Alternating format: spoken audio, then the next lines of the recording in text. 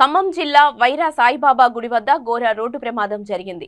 వైరా పట్టణంలోని main road Saibaba గుడి ప్రాంతంలో 3 లారీలు ఒకదానికొకటి ఢీకొన్నాయి. 2 లారీలు ఎదురెదురుగా ఢీకొనగా మరో లారీ వెనక నుండి ఢీకొనడం జరిగింది. 2 లారీలలో డ్రైవర్లు లారీ క్యాబిన్లలో ఇరుక్కుపోయారు. వారిని క్యాబిన్ల నుండి అతి కష్టం మీద బయటకు తీశారు. ఈ ప్రమాదంలో గాయపడిన వారిని చికిత్స నిమిత్తం 108 వాహనంలో ఖమ్మం ఆసుపత్రికి తరలించారు. అందులో ఓ డ్రైవర్ పరిస్థితి విషమంగా ఉందని డాక్టర్లు తెలియజేశారు.